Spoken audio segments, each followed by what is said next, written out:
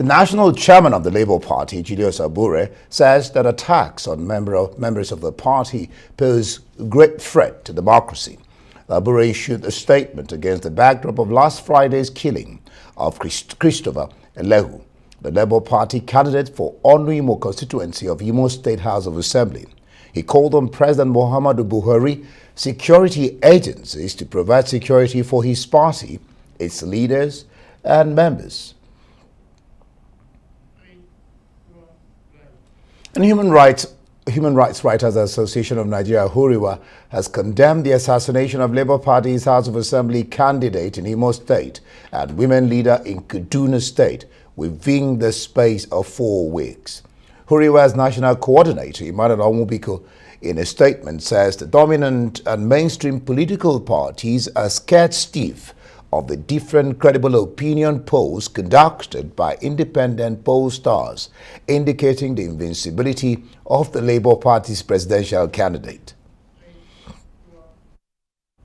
Well, for more on this, we are now being joined by Nana Kazaure, spokesperson Obi Dati Campaign Council. Glad to have you join us in the studios, Nana. Thank you very much. Let's start off by asking you, those killings, one in Kaduna State of a woman leader of the Labour Party, and then in Imo State on Friday of Christopher.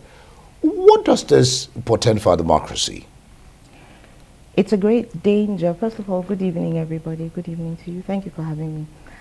It portends a great danger for Nigeria's democracy if it seems as though the government is comatose to certain electoral violence against Nigerians and against our Labour Party. It would seem as if every election cycle we should just expect that people would be maimed, killed, people's properties destroyed.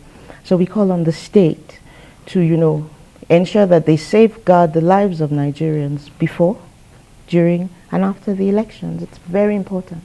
Yeah, the security agencies would definitely have a role to play because they're the ones to protect lives and property. But then, what about the political parties themselves, who think that violence must happen during election time? I cannot speak for those political parties. I'm with the Labour Party.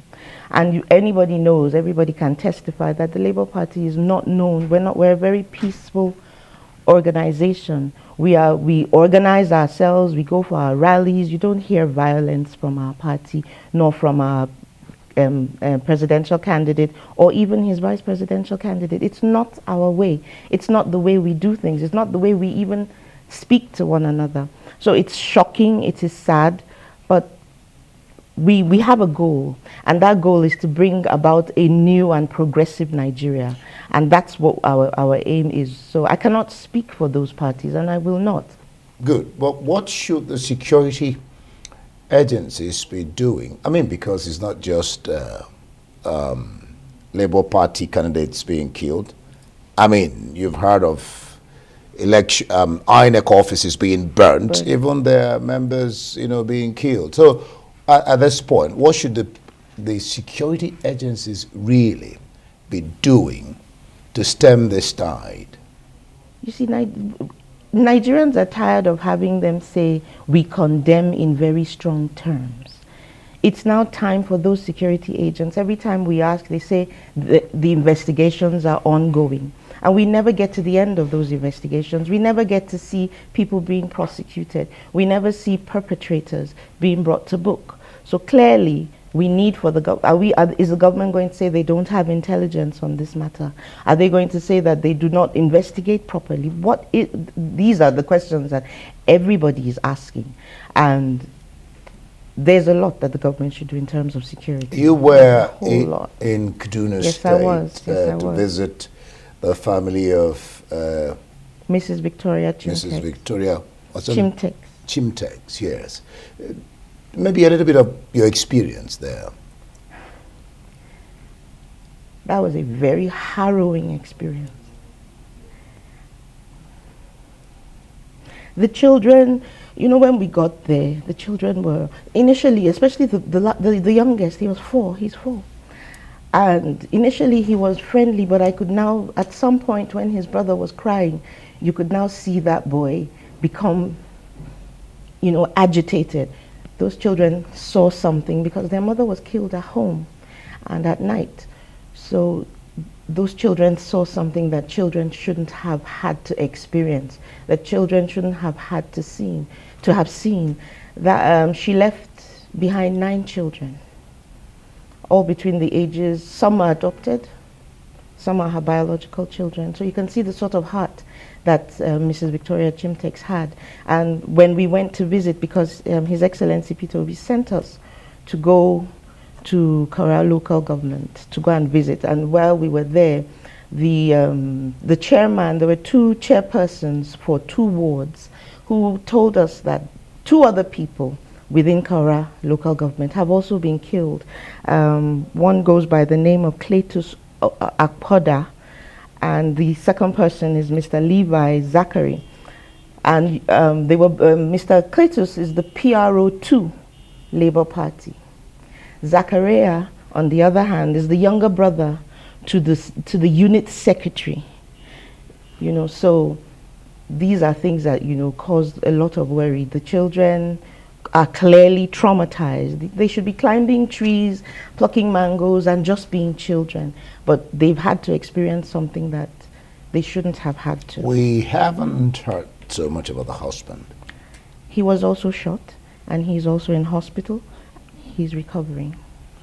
Well, that's interesting. Is the Labour Party, are they by any means, I don't know, suspending or, you know, something of the sort because of the 2 members, one in Imo State House Assembly, Christopher, and the lady that died? In other words, how is it affecting their campaign, the campaign of the Labour Party? Our national anthem says something, and that the labor of Nigerians will not be in vain. So for the sake of their lives, justice for one is justice for all. And for the sake of the lives of people who have died needlessly in Nigeria, we're not going to stop.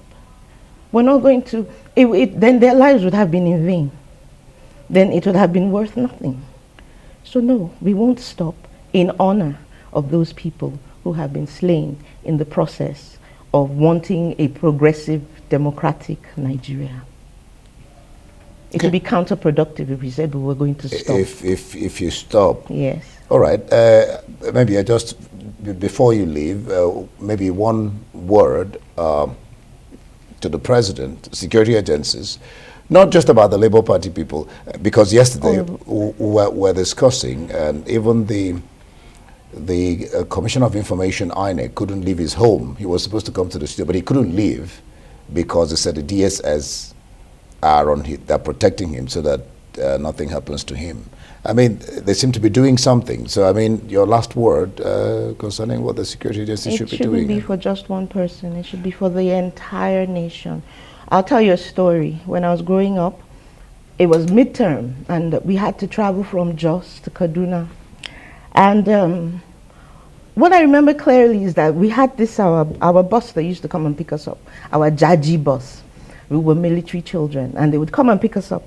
And somehow they were late, and we just wanted to go home.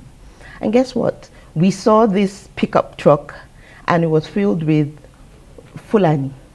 And they had their herd with them. They had their cattle with them. They were carrying them from one place to the other, and we hopped on with no fear of our safety. We were not afraid that anything could happen to us. And they ensured that they took us straight to Jaji.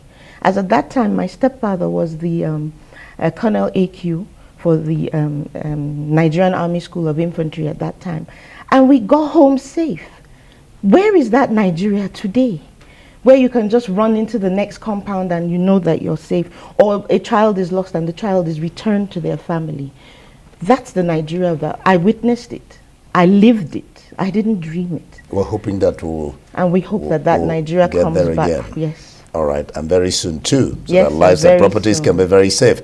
Nana Sani, spokesperson of Bidati campaign, thank you for being on the program. Thank you for having me. All right.